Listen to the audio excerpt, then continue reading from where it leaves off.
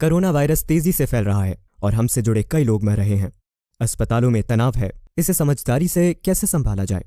तो मैं ये आप पर छोड़ रहा हूं कि आप लोगों की किस तरह मदद करना चाहेंगे ताकि वे ठीक से सोच सके और उनकी भीतरी शक्ति सबसे अच्छे रूप से उजागर हो, ताकि वे डर को खत्म कर सकें और बहादुर बनकर आत्मविश्वास से भर जाएं।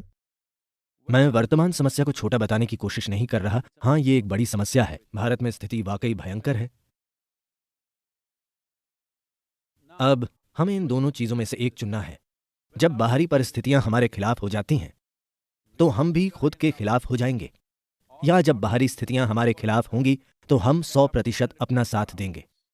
अपना साथ देने का क्या मतलब है? अगर आप अपने साथ हैं तो खुद को खुश, उत्साह से भरपूर और जीवंत रखना सबसे जरूरी है।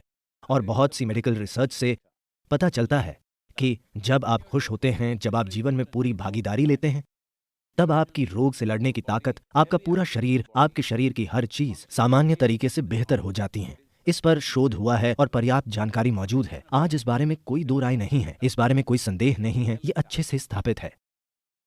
तो हमें एक जरूरी बात समझनी चाहिए कि फिलहाल सभी उदासी और प्रलय की बात कर रहे हैं। उनका तर्क ये है कि कई लोग दुखी हैं तो मैं भी वैसा ही बनकर दुखी हो जाता हूं। ये कोई हल नहीं है। आपको अपना मन बनाना होगा कि आप समाधान का हिस्सा बनेंगे या फिर समस्या का। अगर 10 लोग दुखी हैं और आप भी दुखी हो जाते हैं तो आप समस्या का हिस्सा हैं। अगर 10 लोग दुखी हैं और आप किसी तरह से उनके और अपने लिए माहौल को हल्का बना पाएं तो आप एक स्तर पर समाधान का हिस्सा हैं। सबसे बड़ी बात यह है कि दुर्भाग्य से आधुनिक जीवन ऐसा हो गया है जिसका पृथ्वी से कोई संपर्क नहीं है। प्राकृतिक तालाबों, नदी, समुद्र से हमारा कोई संपर्क नहीं है। प्रकृति के 5 तत्वों से कोई संपर्क नहीं है। सभी एक बॉक्स में रहकर काम कर रहे हैं जो हमेशा 70 डिग्री सेंटीग्रेड पर, मेरा मतलब है 70 डिग्री फ़ारेनहाइट के आसपास होता है। सभी नियंत्रित तापमान में रहते हैं। जिस बक्से में हम रह रहे हैं, आप इसे अपार्टमेंट या कार्यालय कह सकते हैं, पर यह वास्तव में एक बॉक्स है। तो अब वायरस आपकी जीवन शैली को बदलने की कोशिश कर रहा है। आप सभी की ये शिकायत थी। अगर आप बेंगलोर या दिल्ली में काम कर रहे हैं तो आप हर दिन शिकायत करते थे कि ऑफिस जाने आने के लिए आपको 1.5 से 2 घंटे तक ट्रैफिक में सर्कस करना पड़ता है। अब आपको उससे मुक्ति मिल गई है, तो लगातार शिकायतें मत कीजिए। शिकायतें करने की कोई जरूरत नहीं है, बस हमारी जीवन शैली बदल रही है। हमारे जीवन को हमें जिम्मेदार और सचेत व्यवहार से बचाना होगा।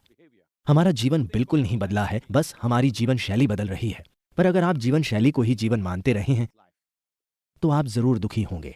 तो आइए हम इस समझ को विकसित करें। आप क्या पहनते हैं, क्या चलाते हैं, कहाँ रहते हैं, इसका महत्व नहीं है। आप अपने भीतर कैसे रहते हैं, यही महत्वपूर्ण है। और फिलहाल ये महामारी हमें सिखा रही है, हमेशा ऐसा ही रहा है, लेकिन ये महामारी इसे उजागर कर रही है ताकि आप ये तय कर पाएं कि आपका जीवन महत्वपूर्ण है या आपकी जीवन शैली महत्वपूर्ण है। जीवन शैली तब महत्वपूर्ण हो जाती है जब हम किसी दूसरे से तुलना करते हुए जीते हैं। जब आप किसी और की तुलना में थोड़ा बेहतर जीना चाहते हैं, आप किसी दूसरे से अधिक पाना चाहते हैं, आप हर तरह से बेहतर होना चाहते हैं, आपके आसपास के लोगों से बेहतर। Let's leave this silly way of existence. Let's organize our lives in such a way that you're joyful. आइए इस मूर्खता को छोड़ दें। आइए अपने जीवन को ऐसे व्यवस्थित करें कि आप खुश हों, आप स्वस्थ हों, आपके परिवार के लोग खुश हों, आपके आसपास के लोग खुश हों। यही जीवन है। जीवन शैली में एक साधारण सा बदलाव आने को समस्या न बनाएं। अभी जिंदा रहना जरूरी है क्योंकि जीवन कीमती है। जीवन शैली कीमती नहीं है, जीवन कीमती है। जीवन क्या है और जीवन शैली क्या है, इस बारे में आपकी बुनियादी समझ का बदलना जरूरी है। अगर आप ये बदलाव लाते हैं तो आपके दिमाग में आपके द्वारा बनाया जा रहा गैर जरूरी तनाव काफी कम हो जाएगा।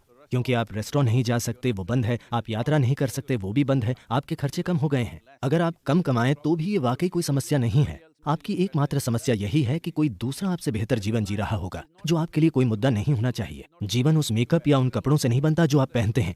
जीवन उस कार में नहीं है जिसे आप चलाते हैं। जीवन बेहतर तब होता है जब आप अपने भीतर बेहतर जीते हैं। अगर ये बुनियादी प्राथमिकता आप बदल दें, महामारी के लिए नहीं, अपने लिए, वायरस की वजह से नहीं, अपने फायदे के लिए, यदि आप ये बदलाव लाते हैं तो आप देखेंगे कि महामारी से जुड़ी कुछ समस्याएं और मुद्दे हैं। समस्या ये है कि लोग अपनी जान गंवा रहे हैं। सिर्फ यही समस्या है, वरना ये कोई समस्या नहीं है। दुर्भाग्य से लोग अपना जीवन खो रहे हैं क्योंकि कोई देश इतना काबिल नहीं है कि अपनी पूरी आबादी या जनसंख्या के एक बड़े हिस्से को हॉस्पिटल में भर्ती कर सके।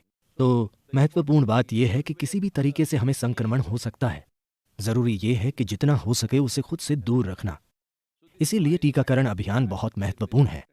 टीकाकरण एक अंतिम समाधान नहीं है, पर टीकाकरण समस्या को टाल देता है। समस्या को टालने से चिकित्सा संस्थानों और बुनियादी ढांचों पर ज्यादा दबाव नहीं पड़ेगा और इससे मृतकों की संख्या को काफी नीचे लाया जा सकता है। लोगों का मरना जरूरी नहीं है, पर महामारी के दौरान आप सभी को ये बुनियादी जिम्मेदारी लेनी चाहिए। आपको ये प्रतिबद्धता लेनी चाहिए कि मैं संक्रमित नहीं होऊंगा।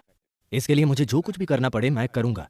पर अगर इन्फेक्शन होता है, मैं किसी तरह संक्रमित हो गया, तो मैं ये पक्का करूंगा कि ये किसी दूसरे तक न जाए। इतनी प्रतिबद्धता आपको लेनी चाहिए। मैं ये इसलिए कह रहा हूं कि इस महामारी की एक मुख्य और सरल बात यह है कि ये चूहों द्वारा नहीं फैलती, ये एक मच्छर द्वारा नहीं फैलती, ये किसी दूसरे पक्षी या जानवर या किसी और द्वारा नहीं फैलती, ये इंसानों से फैलती है। क्योंकि सिर्फ हम इस वायरस को फैलाते हैं, तो सबसे सरल समाधान ये है कि हम कुछ प्रोटोकॉल बनाए रखें ताकि हम इसे न फैलाएं। अगर आप वायरस नहीं फैलाते तो बात खत्म। अगर हर नागरिक ये कदम उठाता है तो बात खत्म, सफलता मिल जाएगी।